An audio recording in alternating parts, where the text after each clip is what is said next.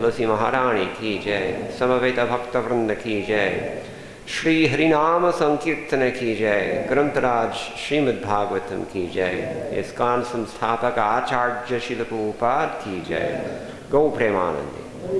All glory to the assembled devotees, all glories to the assembled devotees, all glories to the assembled devotees, all glories to Sri Sri Guru Gauranga, Jai Shri Prabhupada.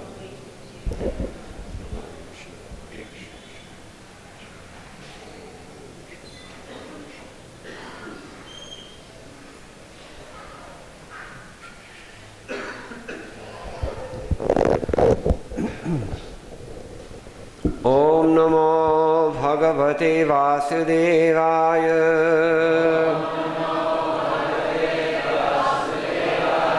Om Namo Bhagavate Vasudevaya. Om Namo Bhagavate Vasudevaya. Narayanam namaskritya naram chaiva narottamam devim saraswatim vyasam tato jayamudirayet nashtaprayeshu abhadreshu nityam bhagavata sevaya Bhagavati Uttama Shloke Bhaktir Bhavati Naishtiki Krishne Swadhamo Pagate Dharnamagnanadibhisaha Kalau Nashtadrshamesh Puranarko Dhunoditaham Grantaraj Srimad Bhagavatam Ki Jai. This is Canto 5, Chapter 14. We're on text number 9. The chapter is entitled The Forest of Enjoyment. This is in prose, which I will recite. Kvachit cha vatyaupam yaya pramadaya aroham aropitas tatkala rajasar rajani bhuta eva sadhu maryado rajas Valaksho api digdevata adirajaswalamatir nad vijanati. Translation. Sometimes, as if blinded by the dust of a whirlwind, the conditioned soul sees the beauty of the opposite sex, which is called pramada. Being thus bewildered, he is raised upon the lap of a woman, and at that time his good senses are overcome by the force of passion. He thus becomes almost blind with lusty desire and disobeys the rules and regulations governing sex life. He does not know that his disobedience is witnessed by different demigods, and he enjoys illicit sex in the dead of night, not seeing the future punishment awaiting him.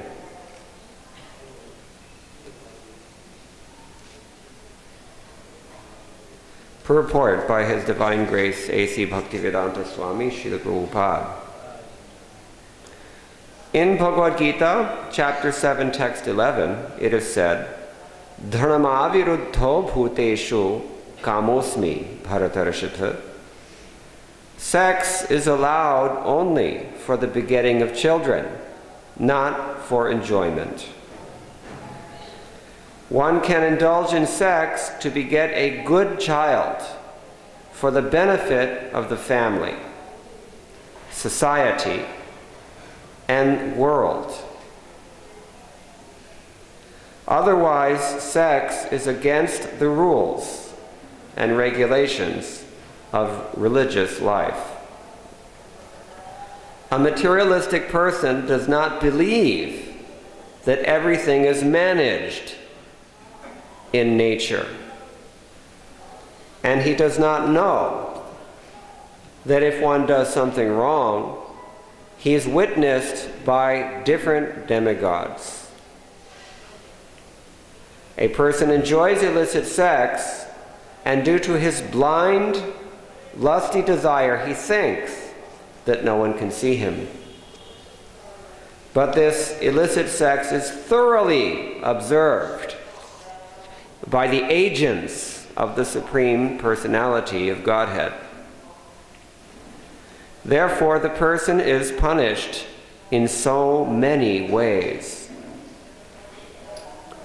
Presently in Kali Yuga, there are many pregnancies due to illicit sex, and sometimes abortions ensue. These sinful activities are witnessed by the agents of the Supreme Personality of Godhead, and a man and woman who create such a situation are punished in the future by the stringent laws of material nature. Daivi hi esha gunamayi mamamaya duratyaya. Illicit sex is never excused, and those who indulge in it are punished life after life. As confirmed in Bhagavad Gita, chapter 16, text number 20. Asurim yonim apanna murha janmani janmani mam aprapya iva kaunteya tato yanti adhamam gitim. Attaining repeated birth among the species of demoniac life, such persons can never approach me. Gradually, they sink down to the most abominable type of existence. The Supreme Personality of Godhead does not allow anyone to act against the stringent laws of material nature. Therefore, illicit sex is punished life after life. Second time he said this.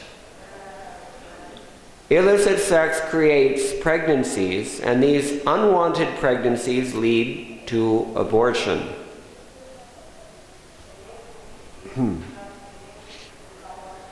Those involved become implicated in these sins, so much so that they are punished in the same way in the next life. Thus, in the next life, they also enter the womb of a mother and are killed in the same way. All these things can be avoided by remaining on the transcendental platform of Krishna consciousness. In this way, one does not commit sinful activity. Illicit sex is the most prominent sin due to lusty desire. When one associates with the mode of passion, he's implicated in suffering life after life. Any questions or comments? Srila Prabhupada ki. Srila Prabhupada is always characteristically, unmistakably clear in what he's saying, as we see in this verse. So let's invoke auspiciousness by Mangala Charana, and then we can speak a few things about this topic. Om Agnanatiberantasya Gnananjana Shalakaya Chakshurun Militam Yena Tasmai Shri Gurave Nama Shri Chaitanya Mano Bhishtam Sthapitam Yena Bhutale Swayam Rupa Kada Mahyam Dadati Swapadantikam Vandeham Shri Guroho Shri Utapada Kamalam Shri Gurun Vaishnavamscha Shri Rupam Sagrajatam Sahagana Raghunathan Vitam Tam Sajivam Sadvaitam Savadhutam Parijana Sahitam Krishna Chaitanya Devam Shri Radha Krishna Padan Sahagana Lalita Shri Vishakhanvitamscha He Krishna Karuna Sindho Dinabandho Jagatpate Gopesha Gopika Kanta Radha Kanta Namostute Tapta Kanchana Gaurangi Radhe Vrindavaneshwari Vrishabhanusute Devi Pranamami Haripriye Vancha Kalpatarubhyascha Kripa Sindhubhaiva cha Patitanam Pavanebhyo Vaishnavebhyo Namo Namaha Jaya Sri Krishna Chaitanya Prabhu Nityananda Shri Advaita Gadadhara Srivasadi Gaur Bhakta Vrinda Hare Krishna Krishna Krishna Hare Hare Hare Rama Rama Rama Hare Hare. The conditioned soul, sometimes, as if blinded by the dust of a whirlwind, the conditioned soul sees the beauty of the opposite sex, which is called pramada. Being thus bewildered, he is raised upon the lap of a woman, and at that time his good senses are overcome by the force of passion. He thus becomes almost blind with lusty desire and disobeys the rules and regulations governing sex life. He does not know that his disobedience is witnessed by different demigods, and he enjoys illicit sex in the dead of night, not seeing the future punishment awaiting him. There are several very important things that Prabhupada has brought to our attention here. Even in his commentary, or in his translation, he's adding things that are not in the commentary of any acharya that I've seen. For example, he says that the conditioned soul sees the beauty of the opposite sex, which is called pramada. I don't see this anywhere else. It's not untrue. So why does Srila Prabhupada say this? We might get a hint from the English poet Shakespeare, William Shakespeare, famous poet. He said, what did he say? He said,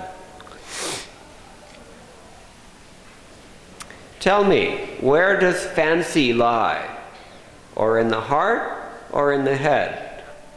Where be God? How nourished? Reply, reply." Then he gives the reply. He says, "It is engendered in the eyes, dies in the cradle where it lies. Let us all ring fancy's bell. I'll begin it, ding dong bell." William Shakespeare. What does it mean? He's talking about sex attraction, which begins with the sight. We privilege the vision, isn't it? Whenever we think of approaching God, we think of darshan. I want to see. In fact, a philosophical perspective on life is also called darshan, a vision, sight. So the eyes are very important. All of our senses are important. They all can ensnare us, as Bhagavad Gita tells us. Even one of the senses upon which the mind fixates, it can ensnare us. And this is elaborated later in the Bhagavatam. Bhagavatam generally, especially in the 11th canto, it expands upon the content of the Bhagavad Gita. So sight is a very important thing. Srila Prabhupada has mentioned it here. Jai Shri Shri Gaurnitai, Shri Shri Krishna Balaram, Shri Shri Lalita Vishakha Sahita Radha Shyama Sundara Ki Jai. Pramada, this is another thing. Pramada means that one becomes how shall I say, enmaddened, perhaps. Pramatta, also the word is used, it's similar. Mada. Mada means infatuation or intoxication, or, we speak of being intoxicated, we can say. So pramada, the intoxicating beauty of the opposite sex. Sangat sanjayate kamaha. Our desires, they are engendered or created, you can say, or at least nourished by what we associate with. And sight is a very powerful mode of association. Sangha. What does the word sangha mean? Samyak gacchati iti sangaha. That which goes all together with something. Samyak means completely, the whole thing. Sangha, it all goes together. What you see, what you hear, what you touch, what you smell, what you taste, right? All these things conspire to create a particular psychological mode with which we have to deal. And not only in this life, but life after life. It is a very, very touchy situation in the material existence, because we are creating our next life in this way right now. Be very careful what you do. Monitor very strictly what you hear, what you see, what you taste, what you smell, what you feel.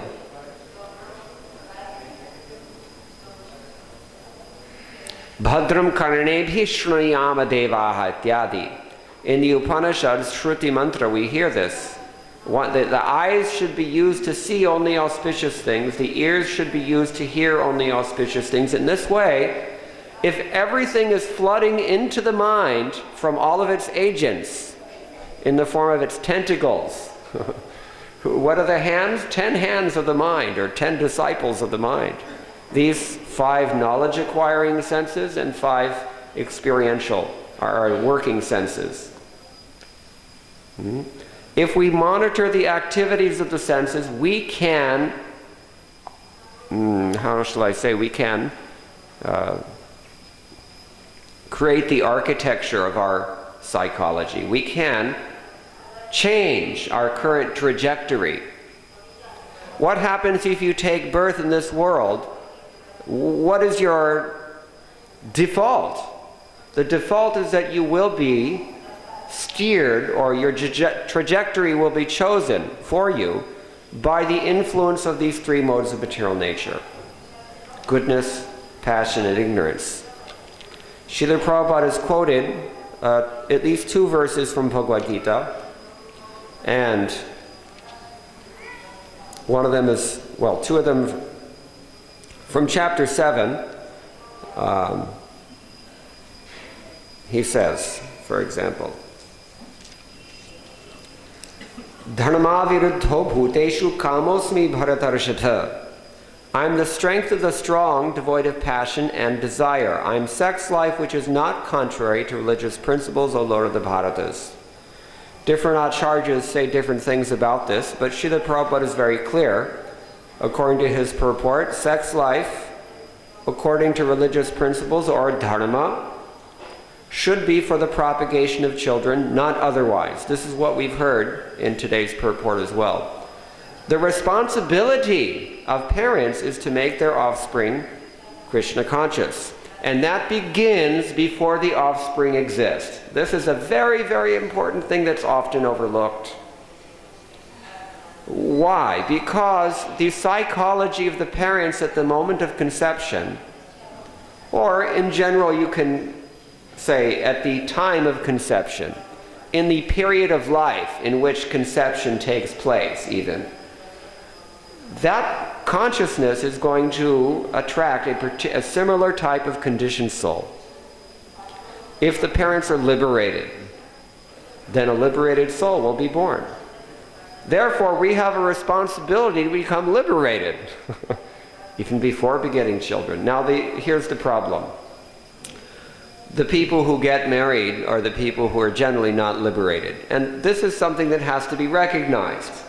Because all the do's and don'ts of the Shastra, these are called vidhis and nishedhas, they postulate, they take as granted that we're starting from a position of criminality. We're starting from a position of contamination that we need to remove. We're not starting from the very liberal and maybe idealistic and very certainly optimistic assumption that, we're all fine, everything's okay. That's not the case. All the vidhis and the nishedhas in the Shastras, the rules and regulations, are as it's stated by Sridhar Swami in his commentary, the maryada, the etiquette even you can say. These things all assume that we are conditioned souls in need of reformation. Reformation. Some, again, it's the same prefix that goes with sangha. So in order to rectify sangha, you have to have samskara. What does samskara mean? To refine something. We often mention there are two kinds of language. What kind are they? Anybody know? Can you guess what I'm thinking? Two general categories of language. Samskrita and Prakrita. Samskrita means the refined language. It's sometimes called Devavani, or the language of the gods. Powerful language, pure language. How much so that it's also called Girbana, like a bow. When you release words, they pierce. And you, like an arrow, you cannot call back words once they've been spoken. So, anyway, this is the Sanskrit language. It has been refined over many, many centuries, if not millennia. Actually, it's an eternal language. Certainly it's spoken in the Svarga regions and among more civilized people even in this world, but not everyone here is civilized. Therefore we have Prakrita also. Prakrita means the natural language. Natural. Wild, uncultivated. Just like you let a field grow without any kind of regulation at all, then that's what we're talking about. So the language is only one aspect of human existence. Language is only one aspect. The manifestation of this samskara, or the process of reformation or refinement, it is actually applicable to all aspects of human existence and endeavor. Therefore we have samskara, dashavidha samskaras we hear of, or sometimes, between 10 and 13 or so. Samskaras. This is what defines a human being. The person who is undergoing the samskars which determine one's future trajectory. How do they do that? By changing your nature over time. And it takes time. It's not an easy process. But this is the unique prerogative of the human species. We heard a few days ago, someone was describing brahmacharya. We're very fortunate to have. You notice they always sit up in front, the orange ones. Brahmacharya. They're very seriously utilizing this human form of life for what it has to give. Animals cannot do this, it was pointed out. Only human beings can control this sexual urge, especially gross sex life. But almost we can say it's more important to control the psychology that leads to any kind of sexual attachment, but especially illicit sex, which is the topic of today's verse. Now, Sridhar Swami, in commenting on this verse, Bhagavad Gita chapter 7, text number 11, he points out, because the two words are used, kama raga. Kama means the desire, the passionate desire for something you do not have and want to have. That's called kama. It's general, but it's especially in the form of this sexual desire, because it's the strongest, generally, considered to be the strongest of all material desires. So, kama, or desire for something we do not have, that is passionate. Worse than that is raga. When you indulge in kama, you create raga. Raga is the tamasic byproduct of kama. And raga means the desire to continue something that you do have. In other words, it creates attachment. Sometimes, especially in the case of illicit sex, we call this vajralep. It's like when you grind chandan, everybody has the experience of grinding chandan. Now, if you add some oil there, that doesn't really work. It just ruins everything and creates a big mess. So sinful activities are like that. It's very, very difficult to remove the stain upon the psychology that is created when engages in these pungent activities that are known as sinful, especially illicit sex. Srila Prabhupada says here very clearly in his purport.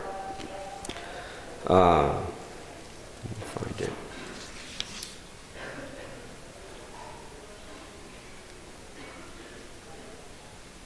Anybody know what I'm thinking? Yeah, here he says. Illicit sex is the most prominent sin due to lusty desire.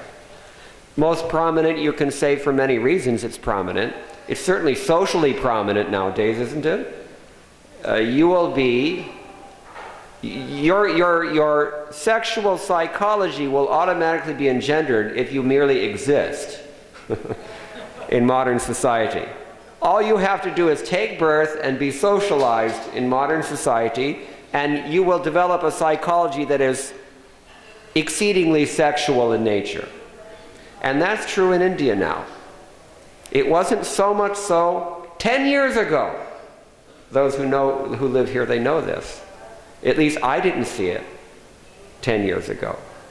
I left Vrindavan in 2006 and came back in 2011, and I thought, my God, what happened?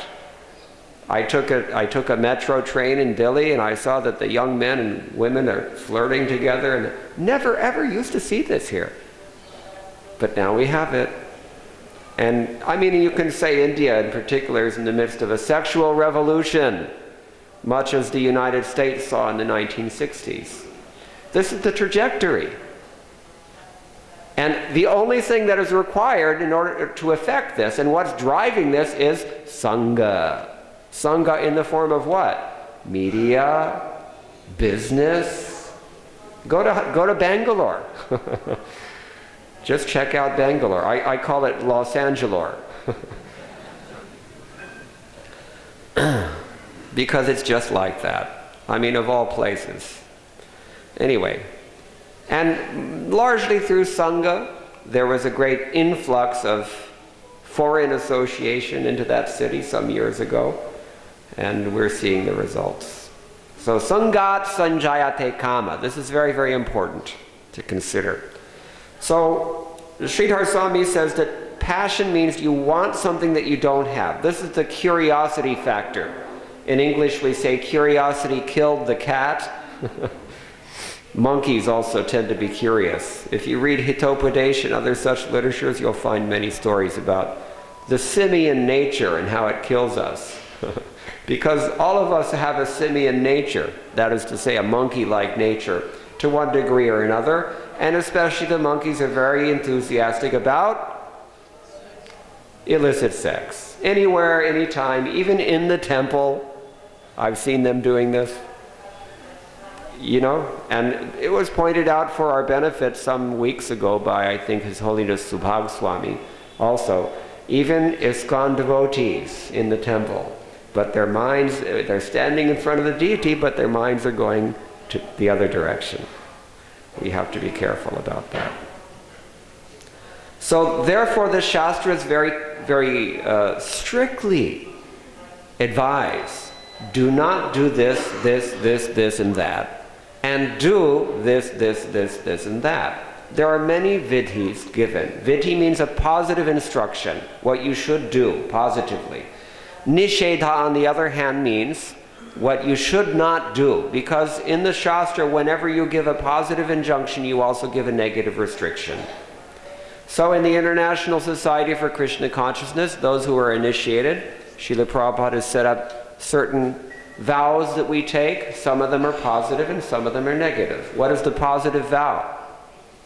We chant Hare Krishna, Krishna Krishna, Hare Hare, Hare Rama, Rama Rama, Hare Hare. And the negative restrictions, we avoid these papa, these pungent, staining, psychologically degrading activities in the form of illicit sex, meat eating, intoxication, and speculating or gambling.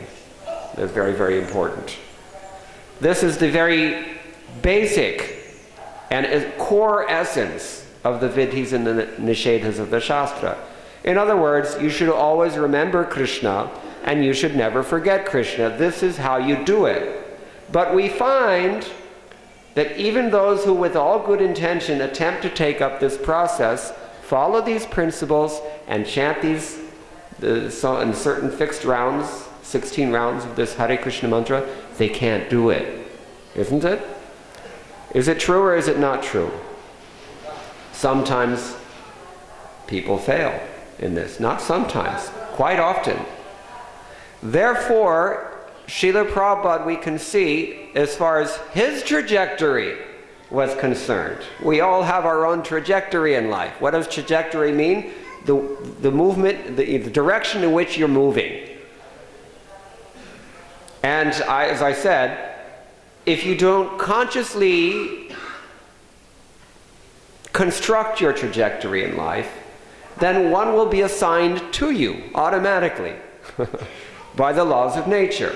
And given the super predominance of Rajaguna and Tamoguna, as are discussed at length in chapters 14, 17, and 18 of Bhagavad Gita, if we don't carefully try to mold our life, as Prabhupada says, in such a way that we elevate the consciousness through judicious choices, very careful choices about what to do, what not to do, then we will be automatically taken for a ride. Like the proverbial passenger in a chariot who's got no hand on any reins. 5 wild horses, no reins. So this is what our senses are like. So which one is more important, the mind or the genital in this case? It's hard to say because they're very closely connected. But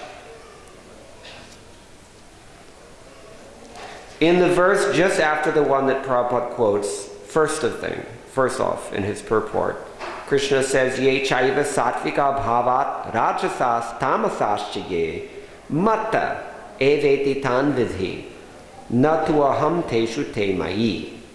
All these modes, of goodness, passion, or ignorance, they're manifested by my energy. And tribhir gunamayer bhavayer ebhi sarvamidam jagat mohitam nabhijanati manebhya paramavyayam. Deluded by these 3 modes, the whole world does not know me.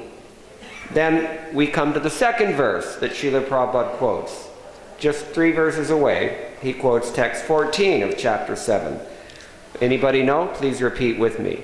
Daivi hiesha gunamayi mama maya duratyaya mameva ye prapadyante mayam etam tarantite. Why does Srila Prabhupada quote these verses in full throughout his books, even though we all know them? Because we would not all know them unless he quoted them in full. That gives us a sense of what the Siddhanta is. What are the important points that we absolutely must not forget? So, therefore I had you recite it with me. What does it mean? This divine energy of mind, Daivi Maya, consisting of the 3 modes, is difficult. Difficult, we heard the other day, is an understatement. It's virtually impossible. Impossible. But those who have surrendered unto me can easily cross beyond it. This is why Sridhar Swami says, Krishna says, Mam Eva, only if you surrender to me, you're going to cross beyond it. Otherwise, it's impossible. Why? Because it's divine. Daivi Maya means divine Maya. Now there's another interpretation of Daivi Maya given by Sridhar Swami in his commentary on this verse. He says, Daivi, it derives from the word div. Div means in the sky, divi, And deva, demigod, also derives from the same verbal root, the noun, deva. So, divyati, those who are playing in Svargaloka, such as Indra and other demigods, how are they playing? They have limitless sense gratification, unimaginable to we have no frame of reference to understand the scope and magnitude of the sense gratification that is enjoyed in Svargaloka.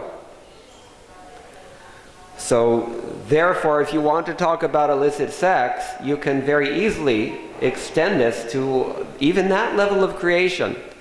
We all know, and I won't ask anyone to repeat, why does Indra have thousands of eyes all over his body? Because he also has girl trouble, we might say, from time to time. And it's not just Indra, right? Even the best of demigods, even their priests, Brahmins.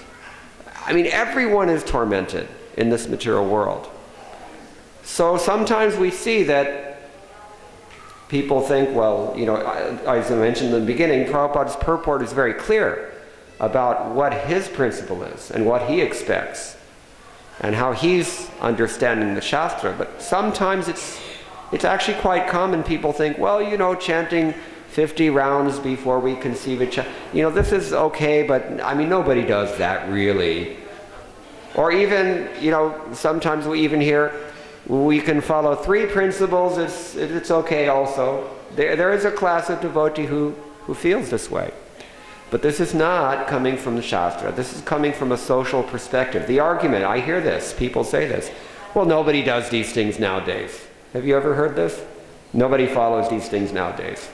It is a baseless argument if we understand that the injunctions of Shastra are meant to mold our lives in this world in such a way that our nature changes. Because unless you change your samskara, I didn't finish the point.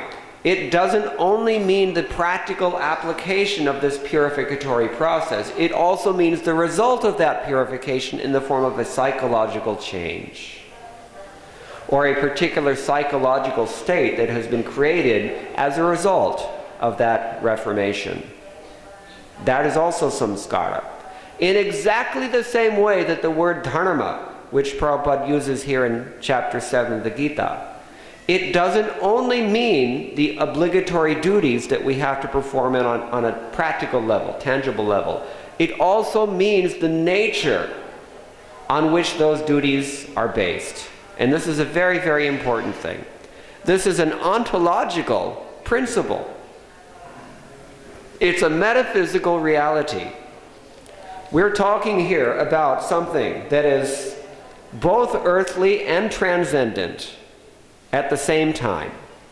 Sometimes we translate the word dharma as intrinsic property of a thing, correct?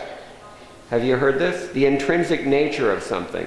The dharma of water is, the dharma of sugar is, and fire has, these are its properties. Lakshana, Swarup. So this is what Iravati Karve, one Indian scholar, has called the naturalistic aspect of dharma. And then there's, of course, a normative aspect, which is prescribed duty, even religious observance, maybe social obligation, all these other, Now the thing is that it actually means all these things at once, and you cannot separate them. You cannot say that any time the word dharma is used, it does not mean the naturalistic aspect or the normative aspect. They have to go together. This is why it's not an option that one can say, well, this is in the old days, people used to follow these things. If you want to be a human being, your humanity is not defined only in terms of biology. It's defined in terms of adherence to these Shastric codes of nature. And this is something that we get from Bhagavad Gita, particularly in chapter 16. Verses 6 through 20 of the 16th chapter, they outline the demoniac nature. In fact, Krishna spends more time elaborating on the demoniac nature than he did on the divine nature. That's something we should think about. But he concludes by saying that, where are we here? Hold on, sorry.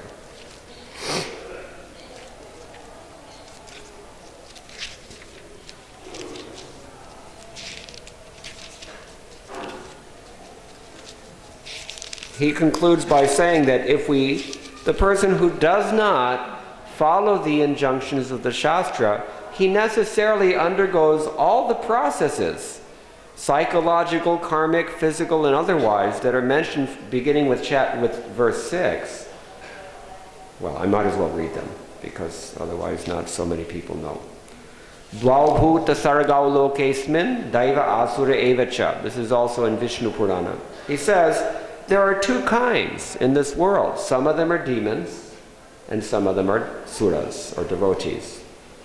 He says those who are demoniacs, they don't know what to do and what not to do. How do we know what to do and what not to do? Who knows the verse? Tasmat shastram pramanam te karya karya vijanataha. Krishna says very clearly at the end. You know what to do by what is enjoined in the Shastra. They don't know, because they don't hear. Therefore, neither cleanliness nor proper behavior nor truth is found in them. They say, consequently, that this world is unreal, it has no foundation, there's nobody in control, it's just a result of lust, sex. Because that's the topic we're talking about. Following these conclusions, these people are meant for the destruction of the world, actually. Kshayaya jagato ehtaha. They're not meant for the benefit of this world, it says, but rather for its destruction. Their very nature is that they can only destroy, because they have a simian nature. Just like monkeys, they're also tamasic. Monkeys, do you ever see them doing anything constructive? Used to be when I was at Govardhan, we used to go south for the winter because it gets too cold.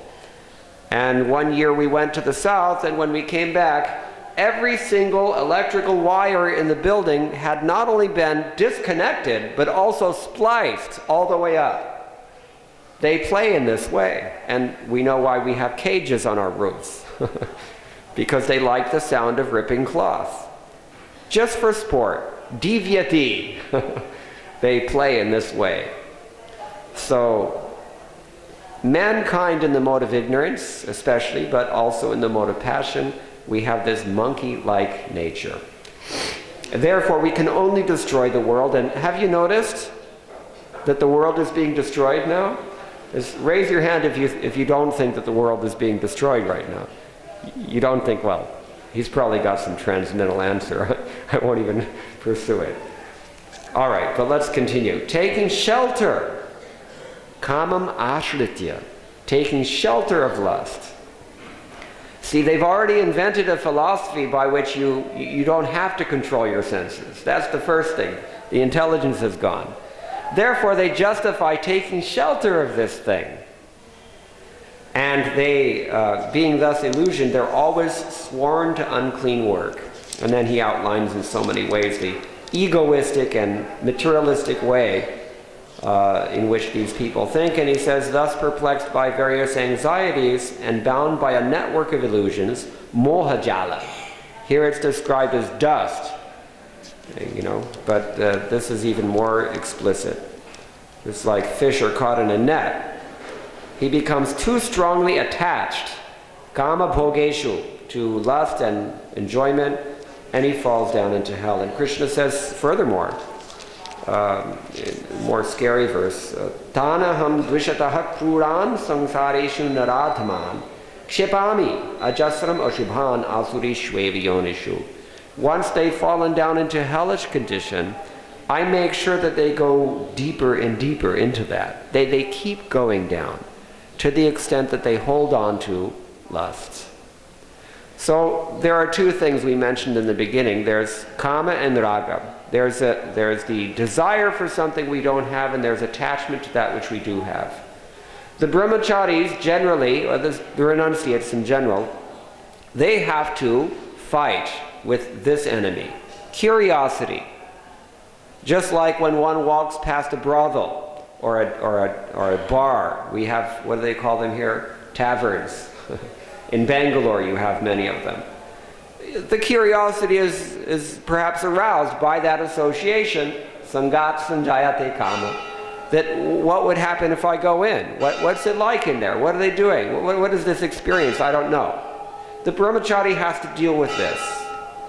The householder, on the other hand, and to a lesser extent the vanaprastha, they have to deal with raga. They have to deal with the attachment that has already been created as a result of indulging in this activity.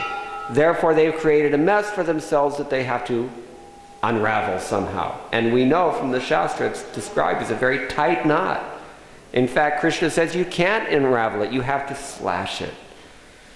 Therefore, we saw in the case of Indra, he became attached even when he had so many piggies, little piglets, running around, and his beautiful sow. And I mean, can you imagine how Indra's mind must have been agitated by seeing the rear end of that sow? This is what we can do to ourselves.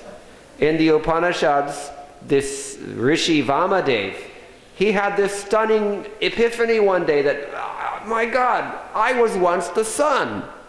At one point, I used to be Manu. And look at me now. You see? Do we think like this? No. We look in the mirror and we think, I'm doing pretty good. Frame of reference being our immediate social circle only. That is a tamasic vision. Shastra Chakshu means Mahatma, broad-minded, broad vision. Parikshya lokan karmachitan brahmano nirvedam ayan nasti akrita kritena. The person who is educated, shishta, trained up, he sees that all possible projects that life offers one, whether in the realm of desire or attachment. And he thinks, there's nothing here that's not karma, so what is the point in me? If I were to indulge here and add more karma to karma, what is the point? It gets nowhere. That person is a fit candidate to achieve a spiritual master, it says. Tadeva vijnanartham eva abhigachet. This is from Mundaka Upanishad. So, there are many, many things. I mean, I touched on about half of the things that I could have said in this verse, but the time is running short now. I mean, I can suggest, if we want to know more about these things, study very carefully Srila Prabhupada's purports to chapter 16, beginning with between text 6 and text 20. And it will at least point us in the direction of where this purport is leading us. Because the implicit message of Srila Prabhupada's purport is that a conditioned soul should tolerate the urge to connect the senses with their objects and elevate the consciousness thereby. The actual specific means, aside from the very basics of Krishna consciousness, for doing this, they are mentioned by Srila Prabhupada in the chapter 16. And Krishna himself also, just to sum up and to conclude unmistakably, he says at the end of chapter 16,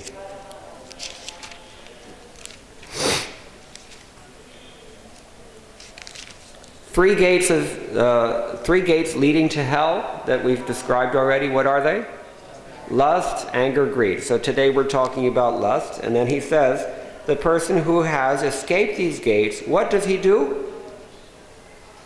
Atmana hashreyas acharati. He does things which lead to the ultimate excellence of the self.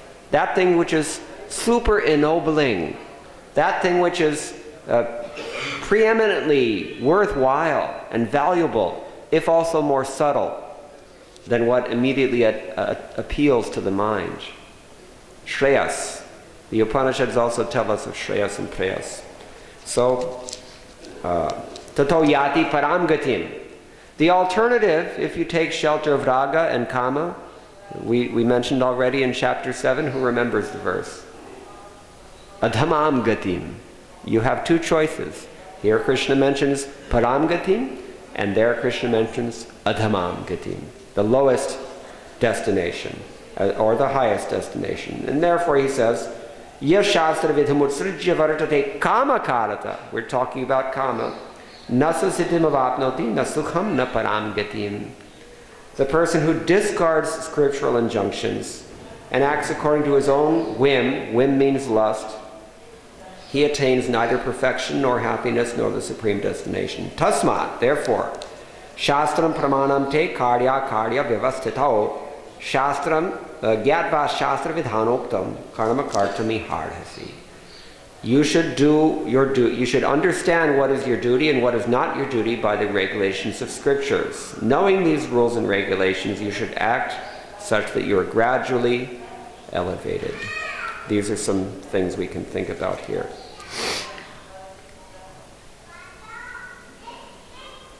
Srila Prabhupada says very clearly in his purports here also that the only criterion for judging whether a person is being elevated or degraded, the only criterion.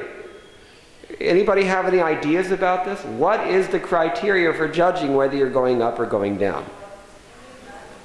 Huh? Huh? Yeah. Good answers, yes. And all good answers. She had the right answer. What the scripture says to do. If you obey, then you are elevated. If you disobey, you are degraded. Period. It is just like a dog.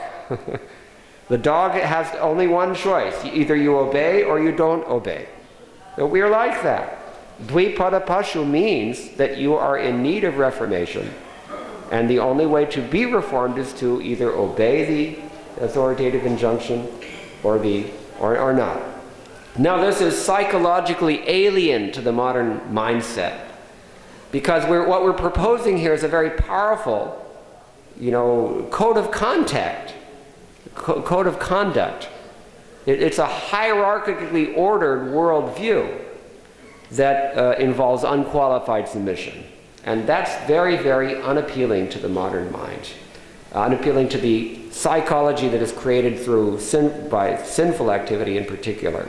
This kind of authoritarian and very limiting structure we fight against this. Especially in the West, there are many sophisticated ideologies constructed in order to fight this. But this is all coming from the demoniac nature. So therefore Prabhupada's purports are very valuable. And I'd like to point out in closing again that Prabhupada's trajectory in the last several years of his preaching in this world, he was urgently, repeatedly, increasingly, and very clearly emphasizing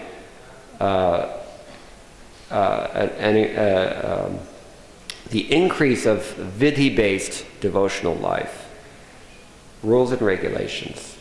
His instructions on varnashram dharma can be seen in that context, but in general, Pancharatriya is also part of this principle. I have to stop here because I'm sorry for going over time a little bit. If anybody has some questions, we can answer maybe one or two. Yes, Prabhuji, Shubha Krishna.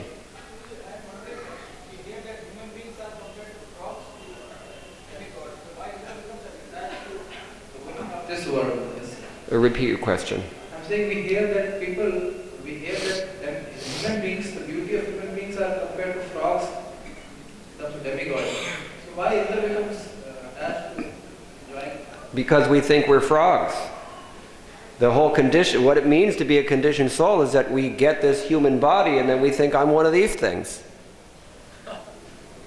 And then, the senses, they have to react to their sense objects because for the male set of senses, the female set of senses is the sense object. And when one is conditioned to consider himself the male human, then along with that condition, the characteristic of that conditioning is that the female human becomes the most attractive thing. My question was why Indra becomes attached to people of this archetype? Yeah. I don't have a ready answer for that from Shastra. Why does a demigod sometimes find it sanguine? to approach the women of this realm. I mean, we find this with Kunti and Suryadev as well, right? Sometimes they do. I mean, I don't really know. I can't say that. I mean, I don't remember when I was a demigod, if I ever was. That's part of the package also. You forget, you conditioned by one thing means you cannot retain the consciousness that's appropriate for another. Conditioned soul. But the general principle, the logic of it, we can understand. We are conditioned. And how are we conditioned? I mentioned 3 times. Sangha. By Sangha. You associate with something long enough, then you identify with it. I mean, Chanakya Kautilya said, even a wise man comes to grief by excessive association with those who are miserable. You see? And Bhagavatam itself says, even a learned man, vidvangsam apikarshati, he becomes attracted on occasion if he sits with his mother or his sister or his daughter. And if you read the news, which is sometimes not advisable, you will see that there are such reports. Right? Children even. They cannot even wait for the bud to blossom. And not even the opposite sex also. When the psychology has become cultivated through these godless ideologies and demonic activities to the extent that one is so agitated that it doesn't even matter if the person is the opposite sex anymore. Then they have homosex. Okay?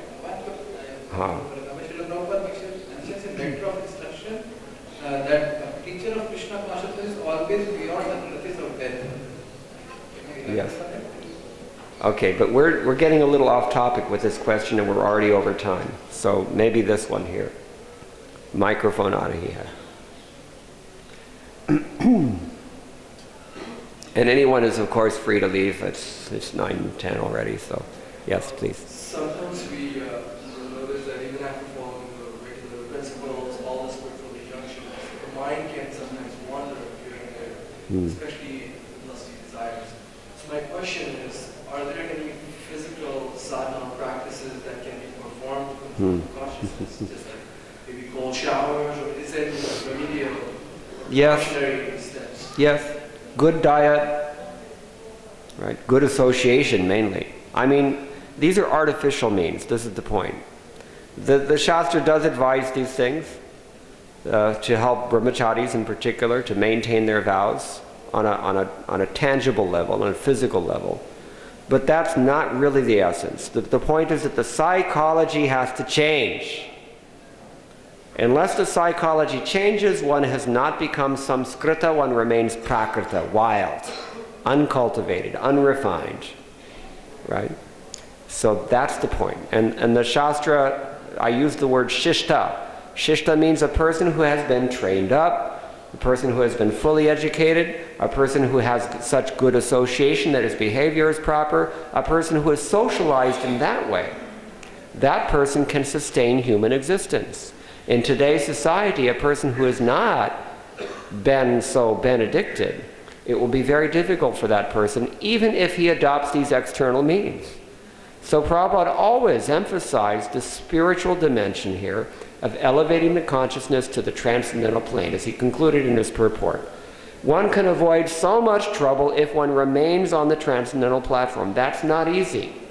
So we have this, what we sometimes call a safety net. When people are tightrope walking, it's assumed that there's a safety net underneath just in case he falls. Then he won't hit the ground, you see. So Varnashram society is like that. Dharma in general is like that. So, we can look in Ayurvedic and yogic texts for some practical tips on how to maintain brahmacharya, but the main thing is good association, because in that good association the consciousness will change. Is that okay? Anything else? One last one maybe, this Prabhuji. Okay, go ahead. Either one. Thank you, Prabhu. I just, in the last part of your lecture, you mentioned about unqualified submission in Malayalam context. Yeah. And could you expand on that? In a moment, but first let him ask his question. Thank you. So, my question is, we often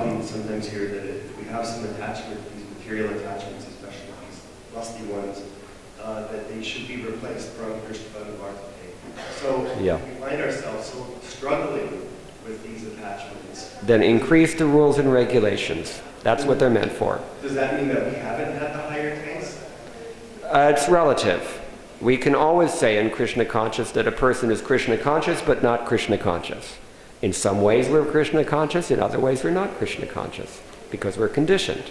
Until we're absolutely sterling, pristine, pure devotees, this is the assumption. So yes, we have to work on it. We are Krishna conscious to some degree, but we're not Krishna conscious to the degree that when we chant the name Gauranga, tears shoot from our eyes like syringes.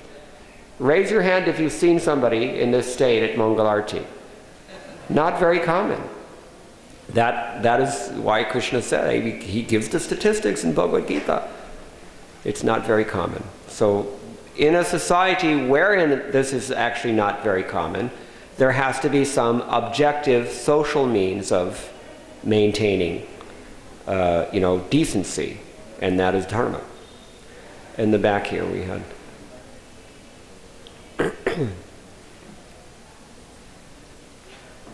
My question is, if I am associating with good devotee, but I have no Shraddha, just like Chaitanya Mahaprabhu, with one devotee was associating with Chaitanya Mahaprabhu, but he fell down when he was going in south. Yes. So if I have no Shraddha, but I am associating with pure devotee, that will work?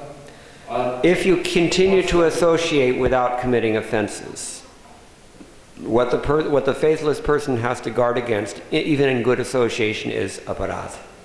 Because aparad will destroy whatever little faith you do have.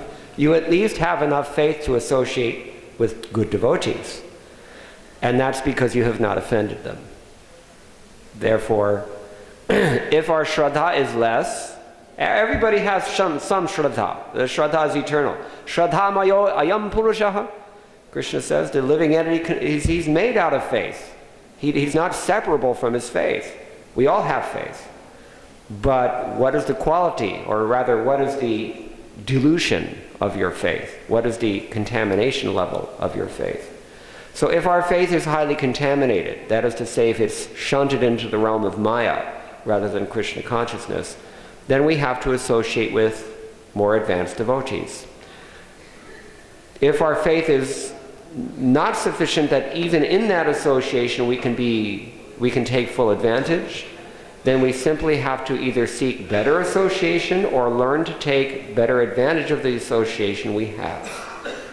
And the main thing, while doing these two things, we have to guard against is offenses, because that will kill whatever we've accomplished. So continue to associate, be patient, be enthusiastic, determined, follow the principles, ityadi, as Goswami mentions in Upadeshamrita. We have to be patient and determined. Now, with regard to your question, maybe you can repeat. And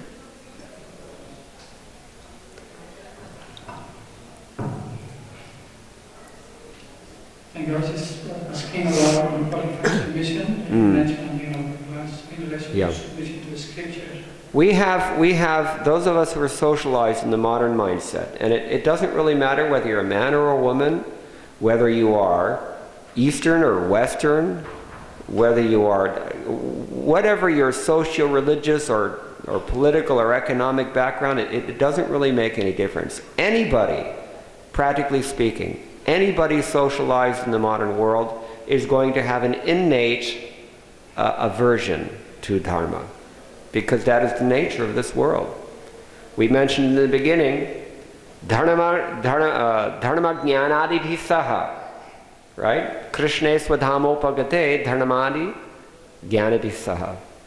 Krishna took dharma and jnana along with him when he left this world 5,000 years ago, in large part at least. And what we're left with here is just very little of either one. So where you do not have dharma, you must have adharma.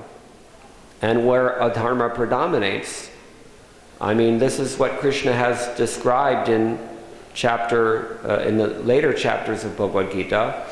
He says the person who is of the demoniac bent He considers adharma to be dharma. And that is tamasic intelligence. And the person who is in tamoguna, he doesn't perceive anything at all. And the person who is in rajaguna, he's not sure what to do, you see. So therefore I mentioned in the beginning, I tried to emphasize that especially in the modern world, we have to, first of all, recognize that we have an unhealthy, unwholesome criminal default that we have to reform. This is the point. The problem is that, again, you know, like he mentioned, we don't really have pure faith, or we don't have very strong faith. Our faith is called komala, shraddha. And therefore we waver, or we doubt, or we get dissuaded by bad association, or, you know, so many things happen to us. But again, the solution to the problem is always the same. We accept better association. Better association means association of persons who are like me, persons that I can relate to, practically, but better than me in terms of the depth of their faith. What determines a more advanced devotee from a neophyte devotee is only this: faith, the depth of the faith. A person whose faith is deep, that person will follow the rules and regulations that are given by the spiritual master. Let me just stir up the pot here a little bit, if you'll permit me. I'm going to read something that's a little hot here for many people in the modern world, just to illustrate this point.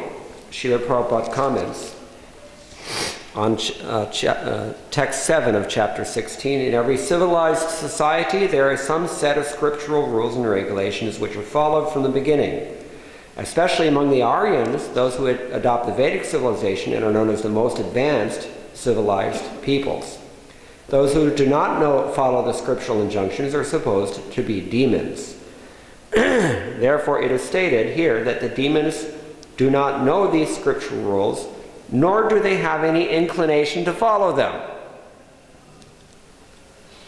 Most of them do not know them, and even if some of them know, they have not the tendency to follow them. This is dangerous. This is the main thing that we're dealing with. They have no faith, nor are they willing to act in terms of the Vedic injunctions. As for behavior, there are many rules and regulations guiding human behavior, such as Manu Samhita, which is the law of the human race. Even up to today, those who are Hindu follow the Manu Samhita. Laws of inheritance and other legalities are derived from this book. Now, in the Manu Samhita, it is clearly stated that a woman should not be given freedom. That does not mean that women are to be kept as slaves, but they are like children.